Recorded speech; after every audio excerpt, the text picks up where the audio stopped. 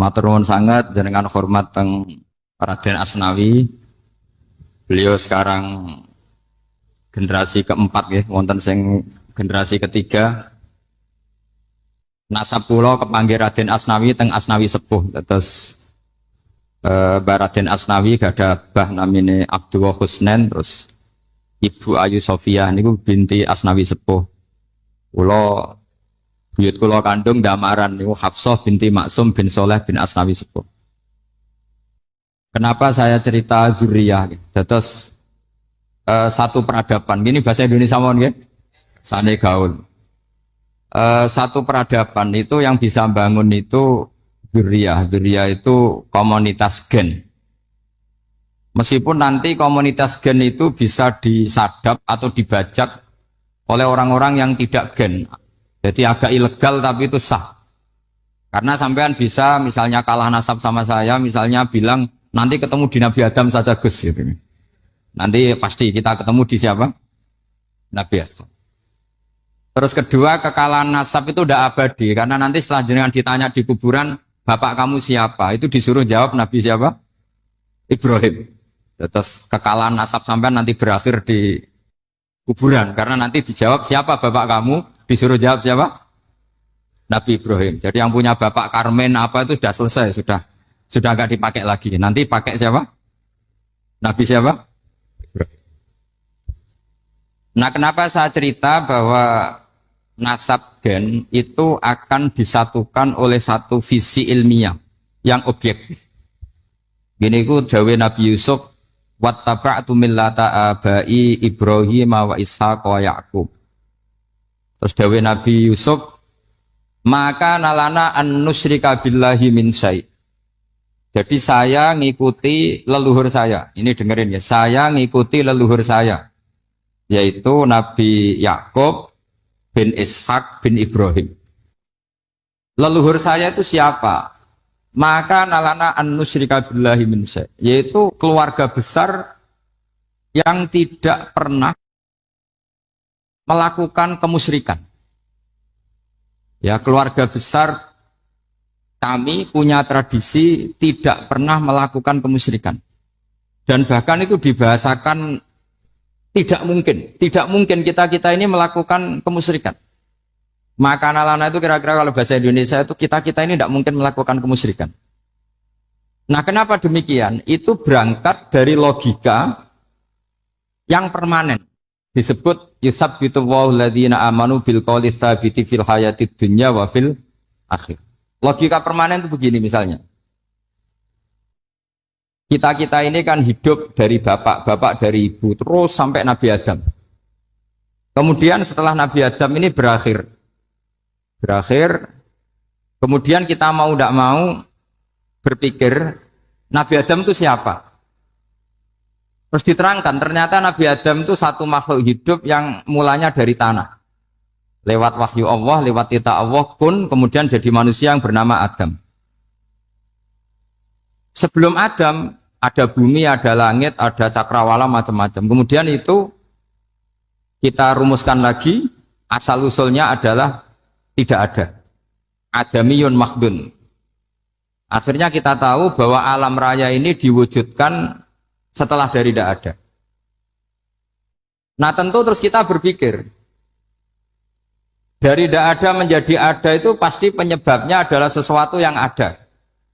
Nah, yang ada itu disebut wajibil wujud. Karena wajibil wujud ini wujud sendiri, nggak ada saingannya. Karena Allahu wala syai'amahu, Allah ada dan tidak ada pesaingnya. Maka kita ini berpikir nggak mungkin ada kekuatan manapun yang menyamai Allah. Sehingga nggak ada Yesus mungkin menyamai Allah, nggak ada Fir'aun, nggak ada Lata, nggak ada Uzza. Makanya disebut maka nalana an nusyrika billahi min syai'. Kita ini tidak mungkin melakukan kemusyrikan. Sama nggak usah tanya saya, Gus, tapi orang menjadi musyrik itu kan mungkin. Jawabannya itu tetap nggak mungkin. Kemusyrikan itu satu teori yang nggak mungkin. Tapi kalau orang musyrik itu mungkin. Memang kata gitu, tapi karena kita kenal Raden Asnawi, yang membawa kitab beliau banyak ke Korea. Saya tuh beli pesolatan tuh bukan satu dua sampai 2 kardus 3 kardus. Itu mulai dulu, mulai saya ngiai sampai sekarang. Tak bawa ke Sragen, ke Solo Tigo, termasuk tak bawa ke Korea. Jadi mungkin ya ini GR saya ngaji di sini itu barokahnya jualan pesolatan. Tapi bukan jualan yang cari laba enggak, karena tak gratiskan, tapi itu dagang akhirat lah kira-kira gitu. Jadi kalau saya masuk neraka kita era pantas wong bakul pesolatan kok masuk neraka gitu. Kayak itu enggak pantas itu. Karena saya termasuk orang ya yang cara berpikir itu optimis.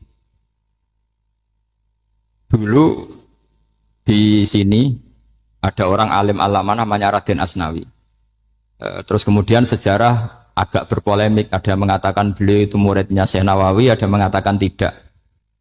Apapun itu yang saya yakini adalah beliau ya saling istifadah lah, saling bermanfaat bagi Syekh Nawawi Banten. Saya punya catatan sejarah banyak tentang Raden Asnawi karena guru-guru kita itu akan ketemu di Syekh Nawawi Banten. Yaitu kita tahu misalnya saya ngaji Mbah Mun ngaji Mbah Zubair misalnya ngaji Syekh Fakih Mas Kumambang, ngaji Mbah Mahfud, terus ngaji Sayyid Abi Bakar Sato, terus ngaji Sayyid Zaini Dahlan. Kalau keluarga sini mungkin misalnya Gus Hafid, Mbah Niam, Mbah Zuhri, terus Raden Asnawi. Raden Asnawi kita tahu nikah dari istri mudanya Syekh Nawawi, yaitu Nyai Hamdana. Saya sering diceritani Mbah Mun, terus Nyai Hamdana punya anak yang namanya Zuhriyah dari Syekh Nawawi. Kemudian setelah dinikahi Raden Asnawi punya anak namanya Zuhri, Minan, Niam, terus sampai ke Gus Hafid itu, Hafid bin Niam. Kenapa saya cerita ini? Karena kealiman itu adalah sesuatu yang dibanggakan Allah. Imam Amudi itu ulama ahli matematika. Jadi ada ulama itu ahli matematika. Dia nggak pernah ngajarkan pesolatan, zakat, sholat, tapi dia ngajar matematika. Kemudian dari matematika itu beliau menjadi ahli tauhid. Sehingga nanti Mungkar Nakir itu nggak akan tanya dia marabbuka wa manabuka, karena dia punya rencana. Yang ngajar tauhid itu saya, kata. Jadi kalau dia akan marabbuka, pangeran kamu itu siapa? Malaikat malah dilawan. Kamu pernah ngajar tauhid? Saya ini guru tauhid. Singkat cerita, saking keramatnya Imam Amudi, kata Allah, ya Amudi, presentasikan ilmu tauhid yang lewat jalur matematika ke semua malaikat saya. Semua malaikat saya tahu cara berpikir matematis. Karena malaikat itu imannya itu iman mauhibah, karena dia malaikat, ya iman karena tahu neraka, tahu surga, terus dia iman. Kalau kita enggak, kita iman tuh pakai logika, jadi lebih keren. Loh betul. Malaikat itu ketika bangga, ya Allah, apa ada orang yang imannya di atas kita? Jawabnya Allah ada. Siapa? Ya orang-orang kudus, kata Allah. Kira-kira gitu. Kenapa? Ya betul. Karena kamu iman saya itu wajar, kamu tahu saya, tapi mereka nggak tahu saya tapi iman. Kenapa bisa iman ya Allah? Karena mereka punya logika, punya akal. Akhirnya Imam Amudi disuruh sama Allah presentasikan logika tauhid kamu lewat jalur matematika. Malaikat disuruh dengerin semua, Isma'u ya malaikati, ini mimpinya wali. Terus Imam Amudi mulai mengajarkan nisbatul isnaini ilal wahid wa nisbatus salasa wal arba'ah ila ma la nihayatalah niku binisbatin wahidah, yaitu far'un minal asli wa wa al wahid. Mbok angka sebanyak apapun 2, 3, 4 sampai 1 miliar itu nisbatnya ke angka 1 adalah nisbatul far'i ilal asli. Semuanya berasal dari 1. Maka hadhil awalim atau hadal alam ila ma la nihayatalahu, tetap semuanya ini cabang dari 1, yaitu wujud dari 1, yaitu Allah Subhanahu wa ta'ala. Sehingga semenjak itu ditiru sekian ulama. Akhirnya malaikatnya mantuk karena kepastian kalau Allah 1 yang diyakini malaikat itu sepasti logika yang dibangun orang-orang manusia ini, padahal tidak ngerti Allah Subhanahu wa ta'ala karena pakai akal. Sehingga di pondok itu orang harus ngerti mantek. Orang mantek itu ilmu yang jelimet tapi menyenangkan. Biasanya sing sinau ambek rokokan, sawangannya kayak filosof. Jadi paling gak agak paham dia alasan. Sementing nikmati rokok, tak pikir nikmati pemikirannya, ternyata nikmati rokok. Kayak kemarin saya datang ke resepsinya Gus Agil ya. Saya itu tertawa terus karena dengerin Habib Mutahar. Saya membaca bahayanya rokok. Setelah tahu bahayanya saya berhenti membaca. Tak pikir itu kan setelah tahu bahayanya saya berhenti merokok. Ternyata enggak. Saya baca bahayanya apa? Merokok. Setelah saya baca, maka saya berhenti membaca. Bukan berhenti merokok. Itu ilmu kelas tinggi seperti itu harus mantap. Pernah beliau ditegur dokter, Beb, kalau rokok terus nanti mati. Tenang saja, saya masih bawa korek. Dikira itu kan orangnya yang mati, ternyata beliau enteng saja. Santai aja dok, saya masih bawa korek. Jadi saya bukan nyarankan santai rokok, tapi orang rokok itu memang punya logikanya sendiri. Kalau Banafek Hajen itu masih pernah bahas saya juga. Karena Banafek juga turunan Mbah Mutamakin. Hak, rokok itu haram tau ora? Nak cara kula darani haram sebuti bah. Lah iya, nak haram ya bener aku. Mulane tak obong, barang haram apike diobong. Jadi saya tuh saya sama orang-orang sepuh itu tidak pernah menang. Jadi apa ya? Mereka itu orang yang sudah lama gimana ya? Mau dikatakan bulat itu ya, tapi memang nggak pernah kalah mereka. Ada satu kiai, masih misananya Banafek. Ini rokok 2 katanya. Bagi yang nggak ngerokok berarti membiarkan 2 haram masih. Bagi yang merokok berarti mengurangi haram. Kalah lagi ya. Jadi saya tuh pernah dibully 2 mbah saya. Karena 2 mbah saya ini rokok semua.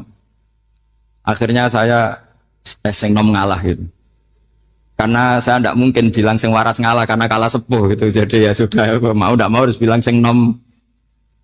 Tapi yang penting itu kita mendengar. Jadi ternyata sepinter-pinternya kita itu mesti kalah pinter sama yang sepuh-sepuh itu. Jadi kalau tahu bahayanya rokok lewat membaca ya harus berhenti merokok. Berhenti membaca katanya. Nah malaikat ini cerita lagi malaikat. Saya memang dari awal niat hormat Raden Asnawi karena buyut-buyut beliau itu ketemu di buyut saya. Saya ini turunan Mbak Asnawi sepuh. Terus cuma buyut saya itu nikah Lasem, terus saya keceluk cucunya keluarga Lasem. Sebetulnya saya juga cucu Kudus. Tapi terus alhamdulillah sekarang kembali karena buyut saya menyuruh saya ngajar di Damaran, terus sampai sekarang saya ngajar di Damaran. Tapi buyut saya itu masih lahir di Damaran. Namanya Mbak Hafsah, itu Hamsah binti Maksum bin Soleh bin Asnawi sepuh. Sama seperti nasab di sini Raden Asnawi, Mbak Abdul Husnan, terus Nyai Ayu Sofiyah, terus Mbak Raden Asnawi. Saya mau cerita, jadi ilmu itu lebih keren kita. Sehingga Rasulullah SAW pernah ngendikan, saya ini rindu sekali li ikhwani. Kata Nabi itu ikhwani. Kata sahabat bilang, alasna ikhwanaka ya Rasulullah. Bukankah kita ini saudara kamu? Saudara engkau ya Rasulullah. Tidak, antum ashabi, kamu itu sahabat saya. Siapa teman-teman kamu itu ya Rasulullah? Yaitu kaumun yang tidak melihat saya, kemudian iman kepada saya. Jadi mereka seperti kita semua di Kudus ini tidak melihat Rasulullah SAW, tapi iman sama Nabi. Dan ketika malaikat yubahi bikum malaika, Allah bangga dengan malaikatnya, membanggakan kita. Sampai malaikat tuh sentimen, kok bisa ya Allah? Ya karena tadi, kamu iman sama saya wajar, karena kamu melihat surga, melihat neraka, melihat aras. Sementara orang Kudus coba ngelihat apa? Paling simpang 5, apa simpang 7 itu. Tapi imannya nggak kalah dengan malaikat. Kenapa nggak kalah? Karena tadi kita diajarkan bahwa nisbatul isnaini wassalasah wal arba'ah ila ma la nihayatalaha itu sama-sama nisbatul far'i ilal asli. Tetap yang asli adalah angka 1. Jadi nggak mungkin aslu hadhil asya nggak dari Allah itu, nggak mungkin. Tetap dari zat yang 1. Kemudian tentu ini bukan nisbatul walad ilal walid, anak ke bapak tentu enggak. Tapi nisbatul khaliq sama makhluk. Tapi apapun itu pasti 1. Sehingga Imam Amudi akhirnya masuk surga lewat jalur itu. Tidak usah lewat pertanyaan man rabbuka wa man nuka. Kelasnya disuruh ngajar malaikat. Saya punya rencana jadi pengajar malaikat nanti itu kan. Jadi orang-orang Kudus yang dapat barokahnya Raden Asnawi nanti jangan mau kalau ditanya man rabbuka wa man nuka. Kelasnya itu harus apa? Jadi gurunya malaikat. Karena bapak kita Nabi Adam tuh keren. Nabi Adam itu adalah orang yang disuruh Allah dipresentasikan, dibanggakan Allah di depan para malaikat. Ketika ada malaikat yang agak hasut, tapi itu tidak malaikat papan atas, malaikat yang kebanyakan. Itu kan agak gak terima Nabi Adam jadi apa? Khalifah. Sampai malaikat ini usul ataj'alu fiha mayusidu fiha wasfikut. Makanya kalau saya protes sama malaikat itu malaikat yang ini, bukan Jibril sama Israel. Kalau protes Israel bahaya, bisa dihabisin. Saya pernah ditanya seorang kiai, Gus jenengan gojlok malaikat kok berani? Ya karena malaikat yang jenis ini pernah gojlok Nabi siapa? Adam. Enggak percaya kalau Nabi Adam itu layak mimpin sampai protes ataj'alu fiha mayusidu fiha wasfikut. Tapi apa yang terjadi? Allah mengajarkan satu ilmu di Nabi Adam, kemudian disuruh meresentasikan. Qala ya Adamu ambihum bi asma'ihim. Adam, coba kamu presentasikan ilmu kamu. Nabi Adam fasih mempresentasikan ilmu, kata Allah, kamu bisa enggak sepinter Nabi Adam? Enggak bisa ya Allah. Makanya sudah saya bilang ini alamu malah. Saya lebih tahu siapa yang layak mimpin. Jadi layak mimpin itu pertama harus kuwatul ilm. Ilmunya itu harus kuat. Nanti saya akan cerita hubungannya Raden Asnawi dengan Syekh Nawawi. Apa itu hubungan teman, apa murid guru, itu memang masih jadi polemik sampai sekarang. Kalau saya ya keyakinan saling istifadal. Ini bahasa netral, tidak murid guru tapi saling apa? Istifadah. Kata Syekh Nawawi dalam tafsir Munir itu, ilmu itu nomor satu. Sehingga beliau setiap ada ayat fa inna hizballahi humul ghalibun, beliau pasti menafsiri bil hujjah wal barohin la bisaulah. Saya masih ingat betul takbirnya, memang saya hafalkan. Tapi bukan untuk modal pidato, buatan modal sebagai wong alim. Kalau pidato gampang, pidato itu semua orang bisa. Kalau jadi orang alim itu tidak gampang. Lebih susah lagi wong alim buat pidato. Itu kalau nggak pernah mbah saya tidak mau. Karena memang saya terkenal nggak suka pidato. Satu memang nggak bisa. Nomor dua tidak ingin. Nomor tiga ya rugi. Karena pidato itu nasib-nasiban ya.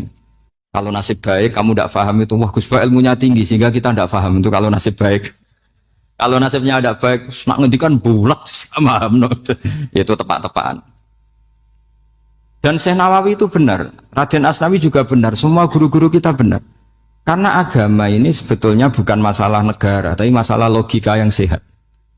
Uni Soviet itu pernah mengkooptasi Uzbek, Ceknya, Tajikistan. Itu 100 tahun. Orang dipaksa ateis.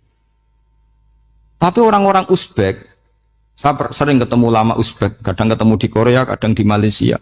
Orang-orang Uzbek itu punya basement di bawah tanah. Kemudian di bawah tanah ini mereka ngajarkan tauhid. Ngajarkannya ya gampang. Misalnya, ini sesuatu yang ada. Iya ini. Ini ada penciptanya enggak? Ya ada. Siapa? Tukang katanya. Yang penting itu enggak ada logika bahwa sesuatu yang ada disebabkan oleh ketiadaan. Lah orang komunis, orang ateis itu orang yang mengatakan alam ini didahului oleh nihilisme, oleh adamiyah. Masuk akal enggak sesuatu yang ada, penciptanya sesuatu yang tidak ada. Sehingga orang anak-anak Uni Soviet itu enggak pernah kepikiran membenarkan ateis itu enggak pernah.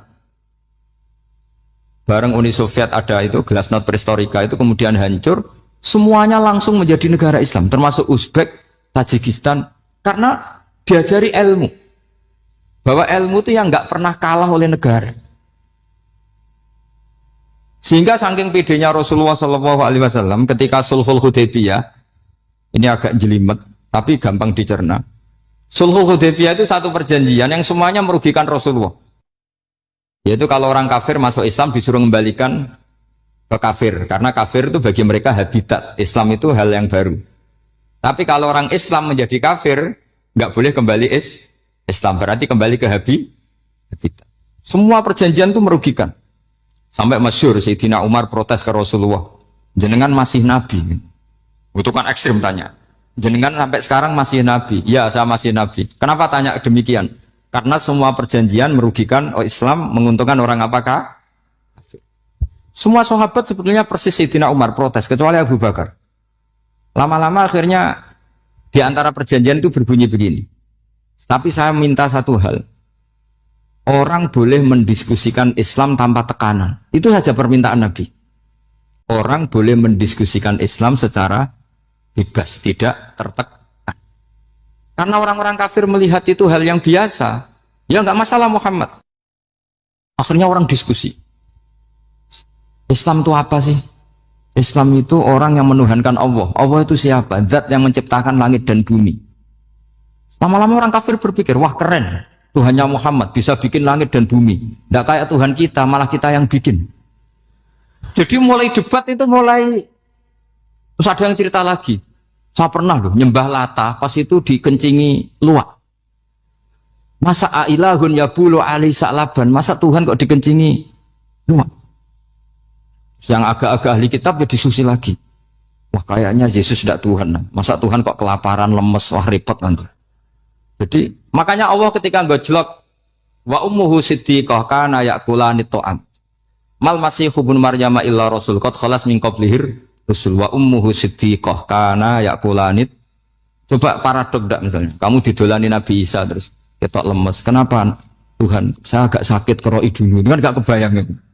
Punya Tuhan yang sakit setelah makan sehat terus. Kan enggak kebayang seperti itu. Ketika Nabi punya konsep Tuhan, Tuhannya Muhammad itu siapa? Yaitu zat yang la awalalah, zat yang pertama. Lalu Tuhan itu siapa? Tuhan itu yang menciptakan langit bumi. Tuhan itu siapa? Yang memulai segalanya. Lama-lama mereka berpikir, wah kalau gitu yang benar itu Islam. Maka kata Imam Zuhri, Syihabuddin Az-Zuhri, famaka nafathun fil islami a'zoma min sulhil Hudaybiyah. Innama kana nasu yatafaduluna fil hadis wal munaza'ah. Semua teks riwayat itu ada kata wal munaza'ah. Orang bebas ngomong dan berdebat. Munaza'ah itu berdebat. Terus akhirnya falam yatakallam ahadun bil islami yaqilu syai'an illa dakhala fihi. Kemudian setelah berdebat dan mereka tahu Islam pasti akhirnya masuk. Dan itu yang sekarang terjadi di dunia. Makanya saya pernah ditanya seorang profesor, Gus, kalau di Jogja ada sekolah perbandingan agama, menurut Anda gimana? Asal itu tentang agama, tidak apa-apa. Tapi kalau yang dibandingkan umat Islam itu jangan. Karena nanti kalau di Indonesia kira-kira yang copet itu ditanya agamanya juga Islam, yang koruptor juga Islam. Jadi kalau yang dikaji Islamnya nggak apa-apa, tapi orangnya jangan kata saya. Karena yang bulat ya banyak, yang nggak sholat ya banyak. Tapi kalau Islamnya saja, misalnya adu konsep tentang Tuhan. Masyhur kita mungkin banyak yang melihat itu debatnya Stanley Fischer sama Ahmad Didat itu.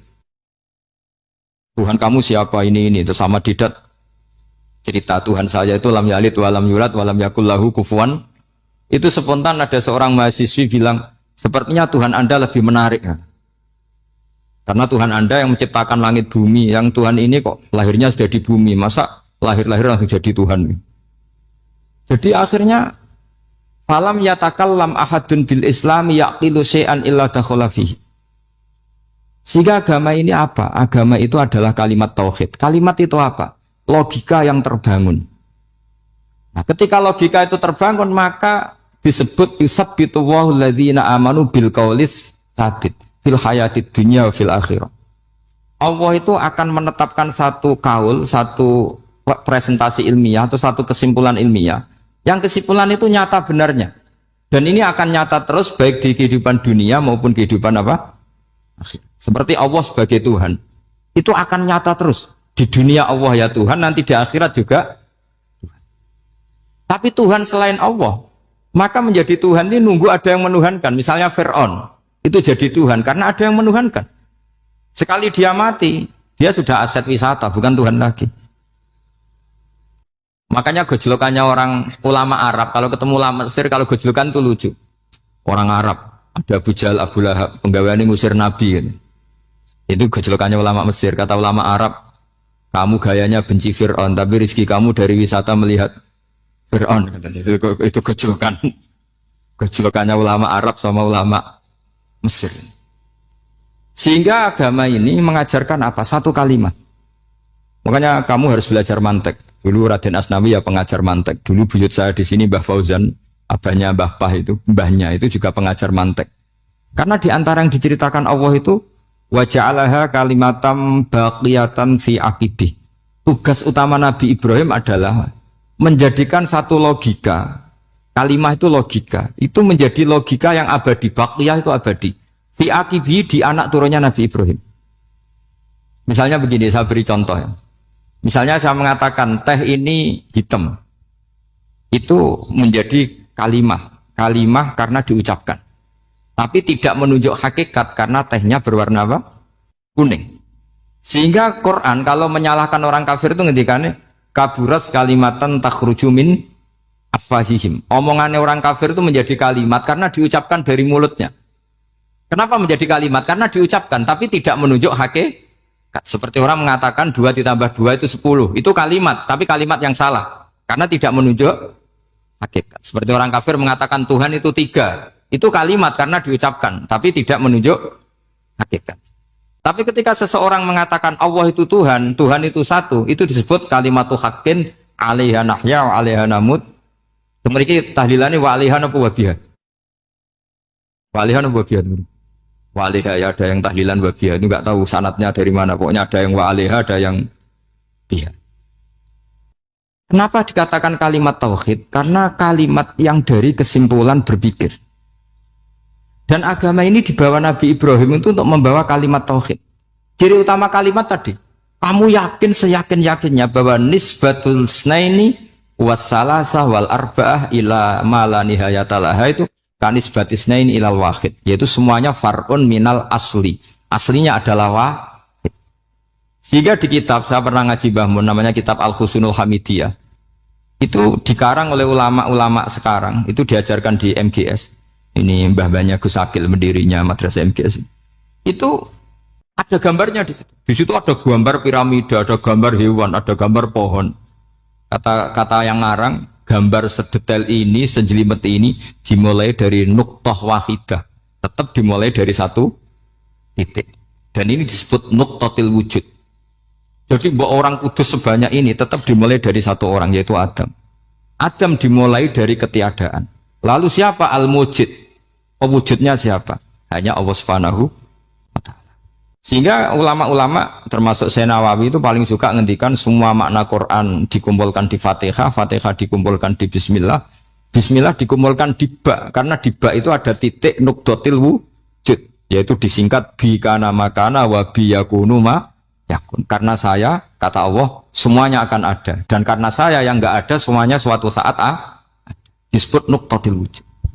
Nah, kita meyakini kalau Allah satu itu seyakin-yakinnya, karena nggak mungkin angka nggak dimulai dari angka satu. Begitu juga gambar seapapun julumete. Misalnya sampean gambar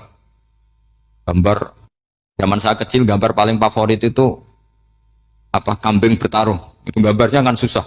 Daripada gambar kambing bertarung susah terus dibikin kotak saja, tembok. Kalau tanya gurunya, gambarnya mana? Di belakang tembok, Bu. Ini itu dulu saya diwarai anak-anak nakal ya. Berarti semua satu gambar itu disuruh gambar harimau, yang satu disuruh gambar kambing bentrok, yang satu disuruh gambar matahari, semuanya kotak semua. Ini itu Bu, gambarnya di belakang apa? Tembok. Maka nggak kelihatan kata sih. Jadi gurunya kalah cerdas. Dan guru itu sebenarnya nggak pernah menang, karena murid itu lebih pinter. Itu teman saya dulu kalau ngaji itu kalau tes itu ngerpek baca. Gurunya marah, kamu tes kok baca? Enggak ngerpek Bu, ini belajar di kelas. Katanya belajar kapan saja, di mana saja. Acuh. Jadi apa ya, orang itu kadang yang salah itu lebih masuk akal kadang-kadang ini. Saya teruskan ya supaya ini dapat barokahnya Raden apa? Asnan. Saya mohon sekali ya, kalimat haqqin itu harus kamu jaga. Caranya jaga ya tadi. Kalau kamu tidak bisa ilmu mantek, misalnya al-alam mutaghayyir wa kullu mutaghayyir hadis la budda min muhdits, itu kan jelimetan. Pakai saja teori umum bahwa gambar apapun jelimetnya itu dimulai dari satu titik. Karena nggak bisa, nggak dimulai dari satu titik, tidak bisa. Maka alam apapun jumlahnya nggak terhingga, tetap dimulai dari al-wahidul qahar, yaitu satu titik. Yaitu dalam konteks tauhid tentu itu Allah Subhanahu wa ta'ala. Sehingga Nabi Ibrahim itu orang paling sukses bikin waja'alaha kalimatam baqiyatan fi aqibi. Terus Nabi Muhammad begitu, sahabat gitu, sampai kita sekarang diajari ilmu mantek. Ilmu mantek itu logika yang nggak terbantahkan. Karena mau tidak mau. Kata Imam Syafi'i, fa innal uqula muttarratun ila qabulil haq, karena akal akan dipaksa menerima kebenaran. Dan itu yang terjadi di Uni Soviet. Dikooptasi 100 tahun untuk berfaham ateis, dilawan oleh ilmu, tetap menanamkan ilmu tauhid, ilmu mantek. Ketika Uni Soviet secara politik runtuh, semuanya menjadi muslim, termasuk negara-negara yang dulu dikooptasi. Maka kamu tidak usah kecil hati di Indonesia, apapun rusaknya negara ini, asal kita cara bertauhid benar, insya Allah tetap meninggal husnul khotimah. Karena sudah janjinya Allah, yusabbitu walladzina amanu bil qaulits tsabit. Sing jelas itu nomor satu tuh al qaulits tsabit. Memang itu logika yang masuk akal. Jadi jangan kira semua orang ditanya amar rabbuka, enggak. Banyak ulama yang enggak ditanya, masyhur itu dalam cerita keramat-keramat. Ada guru tauhid ngajarin tauhid. Setelah ditanya mungkar nakir, Imam Malik datang. Kamu nanya ini, man rabbuka man nabiyuka, kamu tahu ini guru Umul Barohin yang tukang ngaji tauhid. Guru tauhid kok ditanya apa? Malaikatnya enggak jadi tanya. Dan saya percaya cerita-cerita seperti itu karena secara umum itu ala inna auliya Allahi la khaufun alaihim walahum yahzanun lahumul busyra fil hayatid dunya wa fil akhir. Artinya kalau wali itu kok ditanya mungkar nakir berarti ngalami ketakutan. Karena di situ kan digambarkan mungkar nakir itu sewangar, bawa godam. Kalau yang tanya nggak bisa dipukul sampai ajur sak walang-walang. Pokoknya ceritanya kan seru seperti itu. Nah itu kalau betul begitu terus ayat la khaufun alaihim walahum yahzanun kayak apa? Makanya dalam kitab Nasoihul Ibad itu ada cerita ini. Sampean boleh nggak sependapat dengan saya, tapi semoga nasib sampean nanti digebuki malaikat. Karena orang itu akan mengalami seperti yang dirasakan. Anak indadoni abdibi. Saya ndak bayangkan akan mengalami itu. Makanya saya ini ngajar tauhid terus. Paling tidak kalau ditanya marabbuka manabuka, sampean tahu profesi saya. Saya ini pengajar tauhid. Dan biji saya 9. Dulu saya di MGS, kalau ada teman bijinya tauhid kok 4, sekali swarga, tauhidnya jeblok. Jadi kalau bijinya 4 sekali swarga, tauhidnya apa? Jeblok. Tapi yang bijinya 9, ya ahli swarga, tauhidnya itu, saya dulu bijinya 9.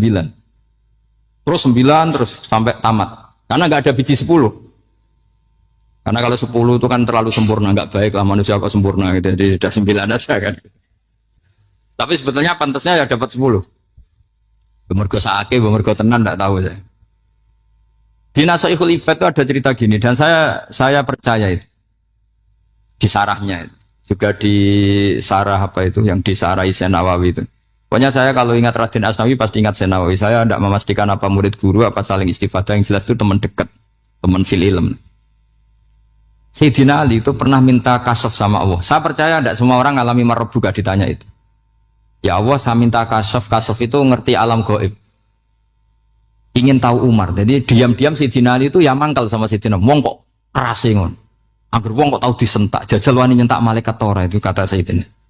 Jadi dia minta kasaf karena kenangannya dia melihat Umar itu semua orang pernah disentak sama Sayyidina Umar itu. Sayyidina Ali minta kasaf. Ya Allah, saya ingin melihat Umar menghadapi mungkar nakir.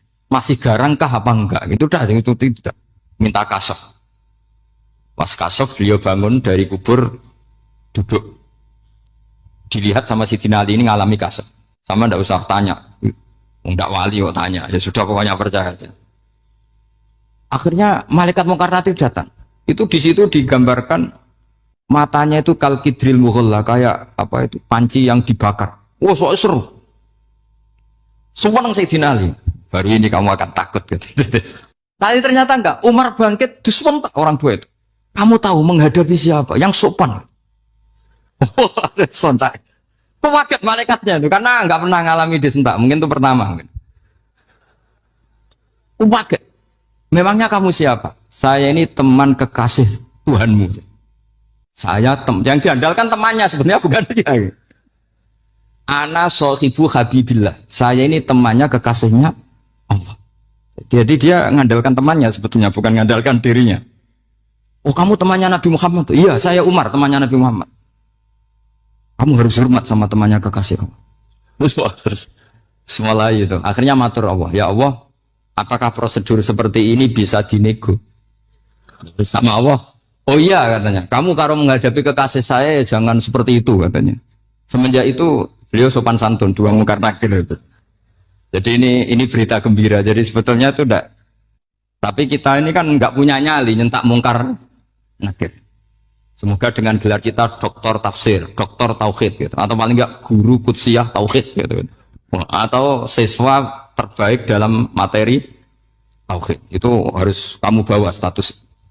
Jadi jika nanti ini saya ranking 1 tauhid, masa masih ditanya marbuka waman nabi. Dan itu menurut saya sah. Sama nggak usah protes takbirin gitu, susah usah takbiran. Pokoknya takbirnya adalah wali-wali itu la khaufun alaihim walahum. Yes, mereka tidak akan mengalami ketakutan baik kehidupan dunia maupun kehidupan akhir. Bahkan para malaikat itu mengatakan ke wali-wali nahnu auliyaukum fil hayatid dunya wa fil akhir. Kita ini teman kamu, saudara kamu, mitra kamu. Masa mitra kok nutui itu kan nggak fair. Dan menurut saya paling efektif itu apa? Kamu harus punya rumus tauhid kayak Imam Amudi menemukan Tuhan. Imam Amudi itu menemukan Allah itu lewat ilmu matematika. Dan itu Allah saking senengnya disuruh ngajari para malaikat. Wa ya malaikati isma'u. Kamu harus mendengar, ini orang alim saya yang ahli matematika. Tapi justru itu ngerti bahwa asal usul alam itu minal wahidil qahar. Dari zat yang satu. Akhirnya Imam Amudi mulai ngajar tuh. Nisbatus naini wassalah sawal arba'ah ila mana nihayatalaha iku kabeh iku far'ul wahid. Akhirnya malaikat mantuk-mantuk. Nah, iman seperti itu akan setingkat keyakinannya dan keakurasiannya sama dengan imannya para malaikat. Makanya Nabi ngendikan tu baliman amanabi walam yaroni. Sebagian riwayat disebut sab amarot. Nabi ngendikan sampai 7 kali. Betul-benar keren orang yang tidak melihat saya kemudian iman kepada apa yang bisa menemukan itu? Hanya A. Misalnya contoh paling gampang ya yang dialami para ulama. Ya saya ulang lagi yang dialami para ulama.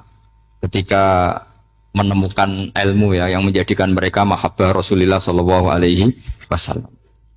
Nabi itu paling suka itu sholat. Nabi itu paling senang sama sholat. Wa qurratu aini fi sholat. Terus beliau ngendikan as-sholatu imaduddin. Terus beliau kalau muji sholat itu sundul langit. Sampai beliau kalau banyak masalah itu bilang ke Bilal, arifna ya Bilal, saya kasih istirahat. Itu maknanya mau sholat. Semuanya sholat. Pertanyaannya adalah, apakah mungkin seorang raja yang ambisi jadi raja, kemudian yang dikampanyakan adalah orang supaya sholat? Tentu kalau Nabi seorang raja, beliau akan kampanye gimana? Narik upeti kayak apa, narik pajak kayak apa, biar Nabi kaya. Enggak. Nabi itu paling tersiksa kalau orang tidak sholat, tersiksa kalau orang tidak sujud. Loh, kalau beliau seorang raja, ngapain mempopulerkan sholat? Maka makna sholat imaduddin adalah, sholat itu tiang agama. Maknanya tiang agama, kamu akan tahu betul kalau dia seorang Nabi. Karena apa? Yang diajarkan adalah sholat. Coba untungnya apa bagi Nabi Muhammad ketika umat Islam sholat? Kan tidak ada untungnya sama sekali. Ya clear ya, jadi terus sekarang masalah nasa mansuh ini kan clear tentang mukaddimah apa ilmu apa tafsir. Nama nasa mansuh itu kelihatan datar tapi itu urgen sekali karena agama sebagai aturan ya atau solusi mau tidak mau kan bersentuhan dengan hukum sosial yang tidak akidah. Saya tadi sudah matur Pak Arsoyo, agama yang tidak akidah itu kan bersentuhan dengan hukum sosial. Kalau yang akidah jelas Allah itu satu, la ilaha illallah wahdahu la syarikalah. Kalau sosial, saking bersentuhan dengan sosialnya itu Pak Fathul Wahid, Imam Syafi'i itu punya istilah begini Pak Arsoyo. Ketika Nabi misalnya sedekah atau zakat pakai kurma atau pakai susu kering misalnya. Sedekah atau zakat atau dulu ngamal pakai dinar. Pakai apa? Dinar. Itu langsung dianalisis kutil balad. Pokoknya makanan pokok zakat itu ngambil makanan pokok. Berarti di Indonesia pakai apa? Beras. Ketika Nabi sedekah pakai dinar langsung dianalisis pakai saman yaitu alat tukar atau uang yang sah. Jadi kamu tidak usah memaksakan mentang-mentang anut sunat Rasul, terus kamu makan kurma, terus bisa mencret. Terus mentang-mentang sunat Rasul, saya tidak pernah sedekah, karena sekarang nggak ada dinar. Nabi kan sedekahnya pakai dinar, medit ya alasan. Kalau mau kikir saja, tidak usah punya alasan. Lama-lama Pak Arzo nggak jadi wakaf tanah, karena Nabi nggak pernah wakaf tanah di Sleman, wakafnya di Mekah. Oh ini kan tanahnya di Lama-lama ada orang nggak sholat. Nabi sholatnya kan di Mekah, kita kan di Indonesia. Bisa rusak semua kalau ya pakai mersiskan sunnah Rasul. Itu ada analisis. Nah, itu juga yang menjadikan kenapa harus ada ulama usul fikih. Orang yang bisa menganalisis. Apa bisa? Misalnya begini, saya beri contoh di bab haji. Nabi itu domisili di Medina. Karena di Medina itu melewati Dal Khulaifah yang sekarang disebut Bir Ali. Maka mikotnya Nabi ya dari Bir Ali. Tapi kalau orang Yaman ya dari Yalamlam. Atau orang Indonesia rata-rata terbang lewat Yalamlam. Mungkin orang tertentu di kawasan Jirona ya Jirona. Ada yang dari Tanim, ada yang dari Juhfa. Jangan mentang-mentang kamu orang Indonesia ikut sunnah Rasul terus memaksakan dari Indonesia di atas Yalamlam mohon niat apa? Ihram. Enggak, saya nanti aja dari Berali. Nabi kan dari lama-lama enggak ada orang berani tempat di Sleman. Nabi kan hidupnya di Medina kok. Sleman. Hadisnya mana? Nanti panjang. Analisis itu penting supaya orang itu proporsional. Apa orang itu? Itu juga bagian dari ulumul Quran. Ulumul Quran. Sehingga kalau kamu nuruti persis, misalnya begini, saya pernah ditanya. Ini saya, Pak Arsoyo, Pak Fatul Wahid, kalau naik Innova atau naik mobil, kan mesti dongo wis soleh lah, jadi tak alani mesti mergo wis soleh, nak kowe lali numpak terus untuk gratis mangkat kabeh. Kalau yang soleh-soleh gini itu kan kalau naik ya subhanalladzi sakhkhara lana hadza wa ma kunna lahu muqrinin wa inna ila rabbina munqalibun. Itu jelas di Quran tuh wal khaila wal bighala wal hamir, wal khaila wal bighala hamir. Jelas yang dicontohkan di situ ya kendaraan itu ya unta, khimar, kuda. Dan karena yang dikendarai itu hewan, dulu Allah bayangkan juga litas tahu ala duhuri, kamu naik di punggung hewan itu, sumatazkuru ni'mata rabbikum idastawaitum alaihi wa taqulu subhanalladzi sakhkhara lana hadza. Terus kamu sekarang naik pesawat, naik Innova, ini kan tidak kuda, ini kan tidak unta, jadi gak usah doa itu, karena doa itu untuk apa? Naik kuda atau unta. Ya kacau semua kalau gitu. Makanya dibutuhkan ilmu namanya usul fikih. Usul fikih itu kira-kira analisis. Yang dilakukan Nabi itu jenis ubudiyah mahdhah sehingga nggak bisa dinego, atau jenis produk sosial, atau jenis. Nah, kalau produk sosial ya tadi sudah musyawarah sama Pak Arsa tadi ya kontekstual atau apa kondisional namanya produk apa. Nanti lama-lama gini pakai mic jangan, Nabi dulu nggak pernah pakai bid'ah itu ya, panjang nanti ceritanya. Ya jadi seperti sekarang kembalikan asam mansuh. Kenapa saya terangkan ini dulu? Karena begini, ada ayat yang berlawanan 180 derajat sekalipun, kalau masih bisa dianalisis karena produk sosial, itu kategorinya tidak nasah mansuh. Kecuali sudah gak bisa dianalisis pakai analisis tadi. Misalnya begini Pak Arsoyo, ada ayat itu qatiluhum, kalau ketemu musuh itu beranikan kamu berani perang, duel. Tapi ada ayat fa'fu anhum wasfah, abaikan saja, maafkan saja. Dan sama-sama pernah terjadi. Nabi, sahabat dulu dipakai bal-balan Abu Jahal di Mekah, enggak melakukan perlawanan. Tapi setelah periode Madinah melakukan apa? Perlawanan. Kata banyak ulama, seperti itu golek nang bab nasaman golek ini. Seperti itu produk analisis. Ketika Nabi lemah dan jumlahnya baru 6, baru 10, kan nggak mungkin ada perintah boleh perang atau harus perang karena ini nggak realistis, apa?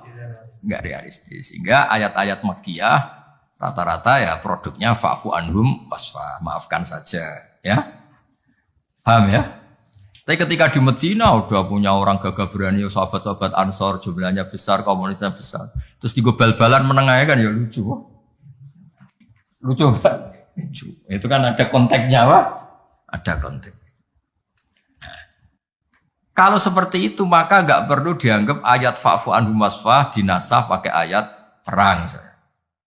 Ya sama lah seperti pertama orang Indonesia didatangi Belanda nggak tahu apa-apa, zaman agresi lah, zaman dulu agresi. Bisa apa? Terus banyak yang terpelajar, banyak ada yang bisa jadi pilot, tentara sudah terbentuk, kiai-kiai komunitasnya besar ya melakukan apa?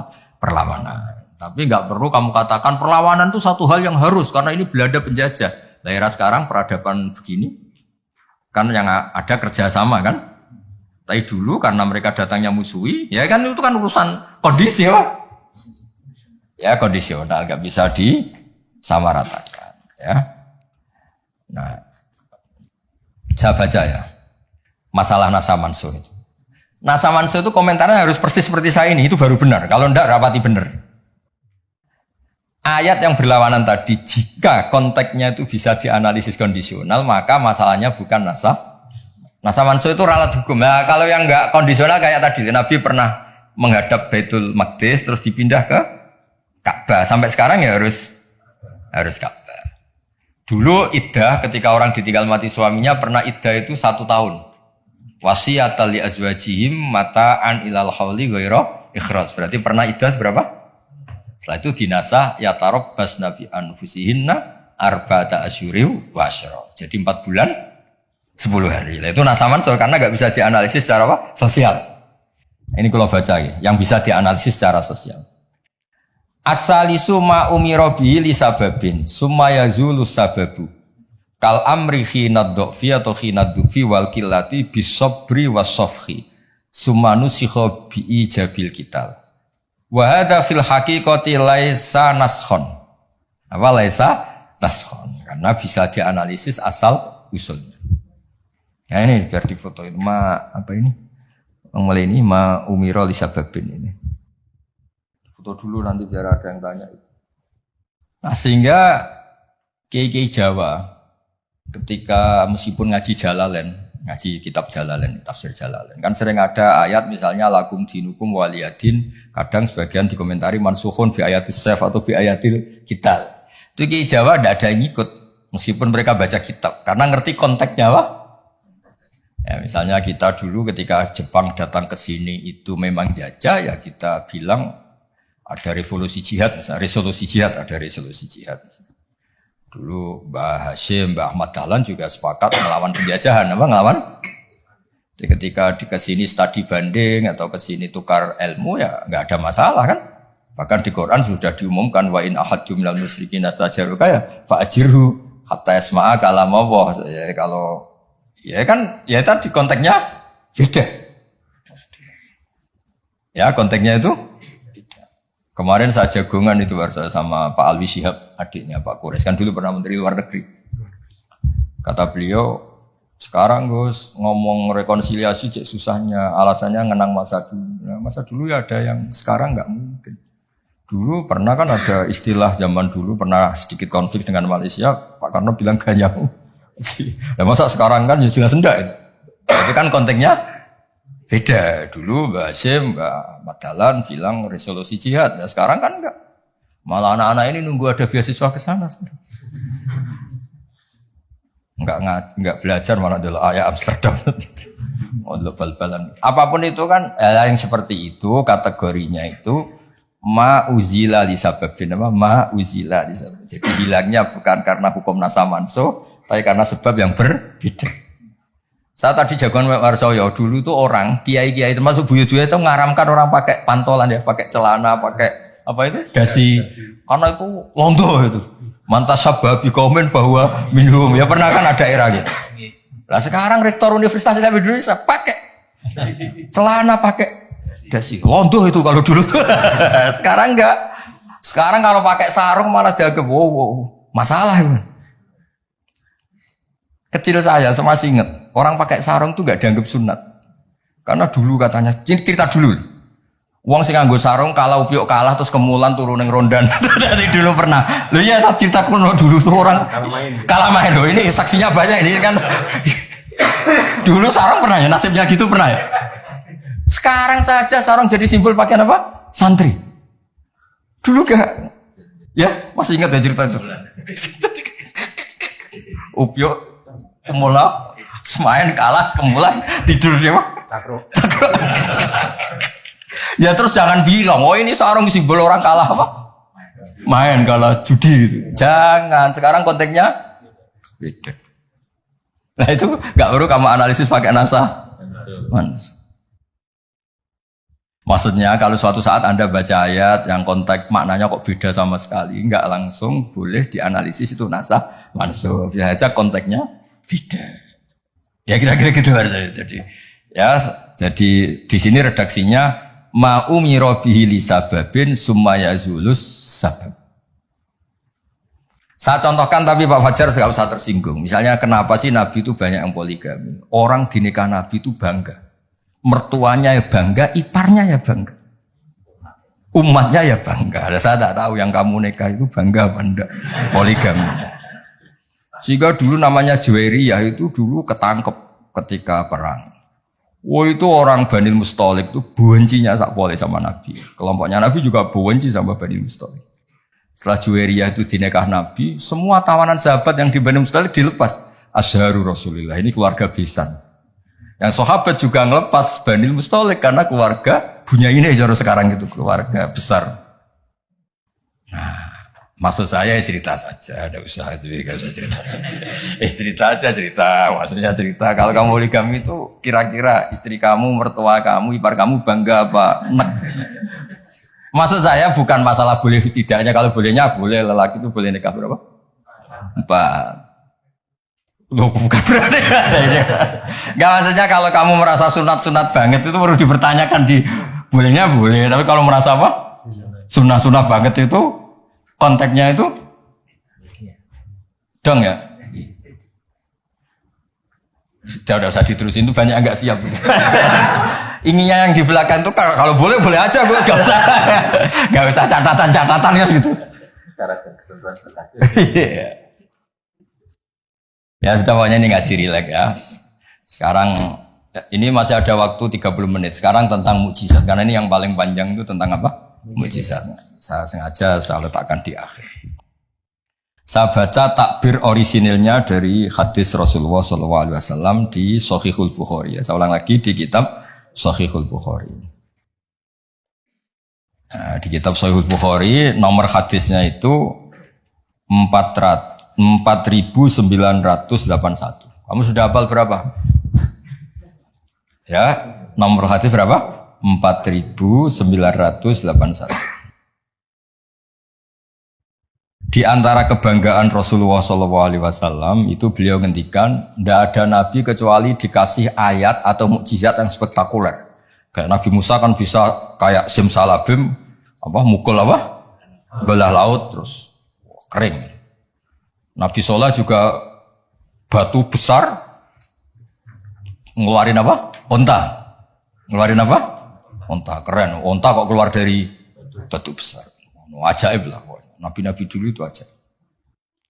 Tapi yang agak-agak kalau boleh dibahasakan, agak-agak gak rasional itu satu Pak Arso. Saya punya kitab namanya Al-Khusurul Hamidiyah. Itu pinternya bukan main yang ngarang. Saya gak pernah jadi rektor Pak, tenang saja. Gak, tetap keren jenengan karena pernah jadi rektor. Itu mau pinter toh gak jadi rektor. Dia bilang gini. Mukjizat itu dari kata a'jaza yu'jizu i'jazan ya kan? A'jaza yu'jizu i'jazan. Sesuatu yang bikin musuh itu enggak berdaya. Berarti fahuwa mu'jizun fahuwa mu'jizun. Berhubung wakeknya perempuan karena ayat itu kan mu'annas. Akhirnya mukjizatun. Ya, ini masih punya sisa-sisa dulu ngaji lama ini di Kudus. Enggak tahu jadi begini. Dulu lama ngaji di sini. Ya berarti mukjizat apa? Sesuatu yang bikin musuh itu enggak berdaya. Nah sekarang kata kitab yang saya baca tadi, ketika tidak mampu, ya Fir'aun dan kawan-kawan mampu enggak punya tongkat untuk membelah laut? Enggak mampu kan? Umatnya Nabi Soleh mampu enggak ngeluarin unta dari batu besar? Enggak mampu. Nah kalau sekedar enggak mampu, siapapun enggak mampu bikin burung. Juga enggak bisa bikin lautan. Kenapa enggak bisa bikin lautan enggak dianggap mukjizat? Ketika Allah bikin laut ya mukjizat, bikin burung ya. Mereka enggak bisa loh bikin orang kayak kamu gini kan enggak bisa. Nah, umatnya Nabi Pak Arso itu dilatih. Yang namanya mukjizat itu ayat apa saja. Terciptanya langit dan bumi, gunung, Semeru sampai gunung Jogja, apa itu? Merapi, semuanya itu mukjizat karena itu ayat Allah yang orang nggak akan bisa bikin. Sebab itu mukjizat Rasulullah itu dianggap paling rasional karena nggak usah nunggu yang dasar-dasar yang. Jadi cara Nabi Muhammad kalau ketemu Nabi Musa gejolokannya kira-kira gini. Musa mukjizat kok ngenteni ono ngono barang. Memangnya orang bisa bikin ayam, bikin pitik, bisa bikin nyamuk. Kan sama-sama berstatus mukjiz, sesuatu yang orang lain enggak bisa. Makhluk enggak bisa. Lah umatnya Nabi itu enggak dilatih yang gitu-gitu, dilatih inna fi khalqis samawati wal ardi waqtilafil laili wa sabr wal fulki sampai kabeh la ayatil liqaumi yaqilun. Kalau kamu punya akal tuh semua sudah mukjizat. Ngapain sih mukjizat kok nunggu gitu-gitu gitu. Clear ya? Jadi makna mukjizatnya tidak kena untuk umatnya Nabi Musa itu tidak kena. Untuk ngakui lemah saja kok nunggu pertunjukan. Bikin rambut aja kan ya ada. Bisa untuk ngakui Allah dijaya saja kok nunggu pertunjukan. Harusnya keseharian kita juga sudah ada pertunjukan Allah yang menunjukkan kita ini tidak siapa. Makanya di kita disebut wa ma min dabatin fil ardi wala ta'iri yatiru bi janahihi illa umamun amsalukum. Inna fi khalqis samawati wal ardi satrusé la ayatil liqaumi yaqilun. Enggak usah. Wa min ayatihil lailu wan naharu wasyamsu wal qamar. Semuanya itu sudah mukjizat, enggak usah nunggu. Nah, ini saya baca ya. Ngaji ini kondang. Saya baru ini ngaji seterhormat ini didampingi rektor sama sekretaris pembina badan wakaf. Kayaknya nanti kalau Mungkar Nakir ketemu saya, wah ini kayak hebat. Kenapa? Ngaji aja ditunggu rektor terus. Rektor. Tapi tadi pas beliau nunggu saya, Pak Arjo makom saya sudah yang kelima tadi. Tidak boleh hadir selain Allah. Jadi ya sudah. Akhirnya saya bilang, ini Allah sendiri yang mendatangkan, ini Allah sendiri. Sudah agak penting semua. Kalau pakai makom kelima, saya tidak terima kasih. Karena menolak kehadiran selain Allah tadi. Makomnya sudah kulillah, jumadarhum fi khawdihim. Kalau kamu masih butuh Pak Rektor, namun sampai diangkat jadi dosen. Pak Fajar juga butuh, dulu dosen nggak tetap, gara-gara kroninan terus jadi dosen tetap. Nggak apa-apa, tapi ini cerita guyon aja, tapi agak bener. Loh, kamu masih butuh kan? Kamu butuh kenal Rektor butuh nggak? Oh butuh sekali kan? Badan wakaf butuh sekali, nggak ngucur dananya bisa ditarik. Tadi Jogja sini bisa ditarik. Kalau makom saya tadi yang kelima tadi menolak hadirnya selain Allah. Itu makom musyahadah. Tapi saya enggak usah tetap syariat. Matur nuwun. Saya baca ya. Kata Nabi, sabda Nabi, ma minal anbiya'i nabiyyun illa u'tiya minal ayat ma misluhu amana alil basar. Ini di hadis Bukhari. Ikutnya juz 4. Wa inna ma kana alladhi utitu wahyan awhahu wa ilayya fa arju an akuna aktsarahum tabi'an yaumal qiyamah. Semua nabi itu punya mukjizat yang dahsyat. Tapi itu tidak ada apa-apanya dengan mukjizat saya. Mukjizat saya itu Quran dan saya berharap dari mukjizat yang rasional ini kemudian pengikut saya yang terbesar. Nah, itu komentator sarahnya ini Fathul Bari dikarang oleh Ibnu Hajar Al-Asqalani. Pengarangnya itu kelahiran Gaza. Gaza itu kelahiran Gaza. Ya, jadi Bukhari itu kitab Sahih Bukhari itu pengarang sarah paling terkenal itu Fathul Bari. Pernah dengar toh? Dengar toh ya? Nah, ya, itu tak bacakan. Komentarnya bagus di sini. Saking bagusnya nanti di itu Hajar ya di foto. Komentarnya begini. Kenapa begitu ya? Kira-kira gitu. Pertanyaannya kenapa begitu? Ini rasional sekali cara analisisnya. Annal mukjizat al-madiyata kanat khisiyatan tusyahadu bil absor karena qati soleh wa asa Musa. Wa mukjizatul Qur'ani tusyahadu bil basirah. Fayakunu mayyatabi'u li ajliha aksar. Li annal ladzi yusyahadu bi ainir ra'si yang qaridu bin qiradi musyahidihi. Wal ladzi yusyahadu bi ainil aqli baqin. Yusahidu kuluman ja'a ba'dal awal mustamirran. Foto dulu, engko tak terang. Nah, iki sing khisiah boleh khisiah.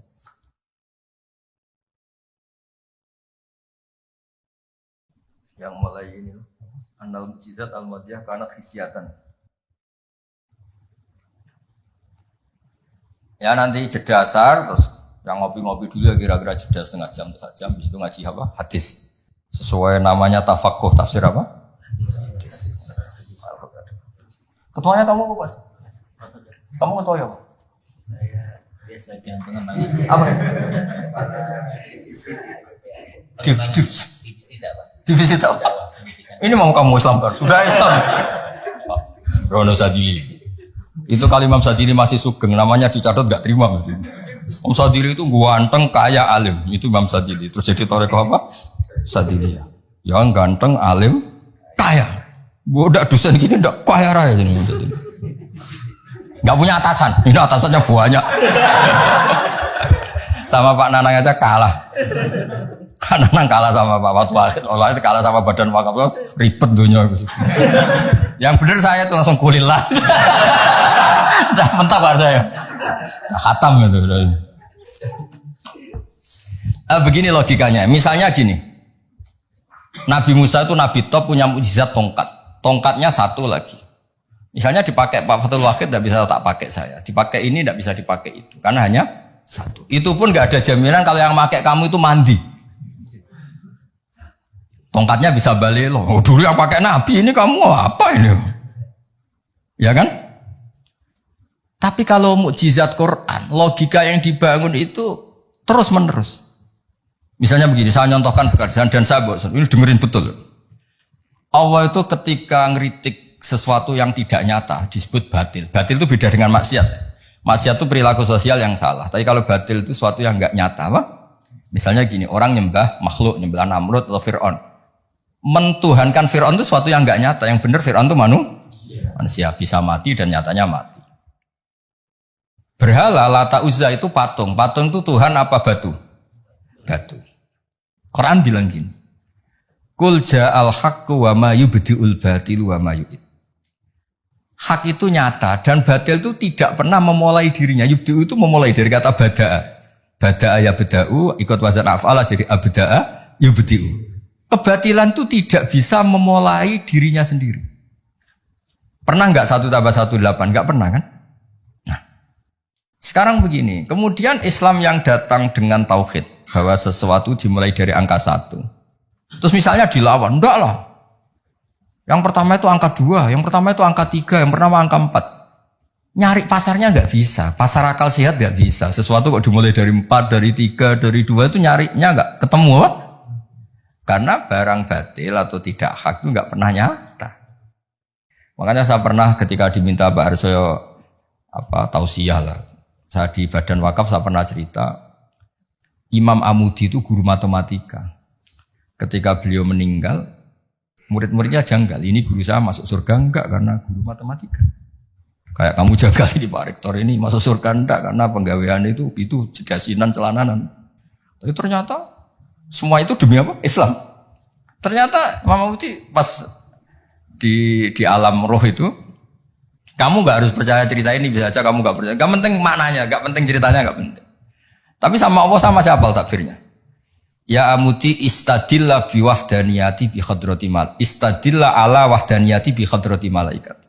Karena malaikat itu udah komplain. Ternyata malaikat yang komplain kita itu banyak. Malaikat ini ada di beberapa hadis. Ya Allah, apa ada orang yang imannya itu ngalahkan kita? Jawabnya Allah, ada manusia. Allah udah bilang ustadz, manusia. Manusia mukmin ya kamu termasuk. Kok bisa ya? Malaikat selalu tanya, kok bisa? Kalau kita iman kan langsung melihat surga, neraka, aras. Jadi kalau kartu iman kita pasti lebih valid karena menyaksikan langsung. Nah, manusia kan enggak. Di dunia kan macam-macam.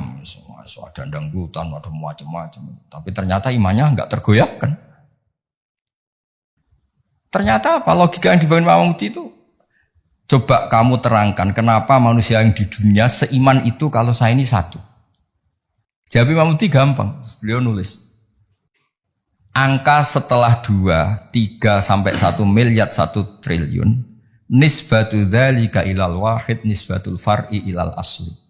Angka itu 2, 1 miliar 1 triliun. Dibandingkan angka 1 semuanya tetap cabang. Yang pokok itu 1.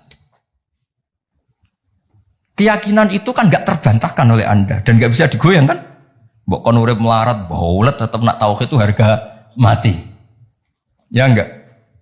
Akhirnya malaikat manduk-manduk. Cara Jawa mandek man imannya manusia agak tergoyahkan karena logikanya pakem. Bahwa angka 2, 3 ila mala nihayatallah sampai tidak terbatas. Nisbatu dzalika ilal wahid nisbatul far'i ilal asli. Kemudian setelah itu Imam Mudi gambar Pak Arso. Gambar sekenanya aja bisa gambar gedung, gambar rumah, gambar mobil. Gambar apapun juga dimulai dari min nuqtah wahidah, dari satu titik. Gambar itu baik, besar, elek, apik, tetap dimulai dari satu titik. Nah, makanya Quran dimulai dari bismillah sebagai isyarat, semuanya dimulai dari nuqtatil wujud, yaitu Allah Subhanahu wa ta'ala. Nah, mukjizat ini yang dimiliki umatnya Rasulullah sallallahu alaihi wasallam. Misalnya kita bela Nabi itu poligami atau orang-orang soleh poligami, belanya gampang karena pakai rasional. Ngurmat orang satu apa? Ngurmat perempuan satu hukumnya apa? Baik kan? Ngurmat yang baik loh, maksudnya bukan ngurmat tok. Ngurmat perempuan satu yang baik hukumnya apa? Baik. Kalau dua lebih baik, logika loh, udah usah dipraktekkan. Ini kan cerita orang baik, bukan cerita kamu, bukan. Orang baik ngurmat perempuan satu baik. Jadi apa? Baik. Ngurmat dua.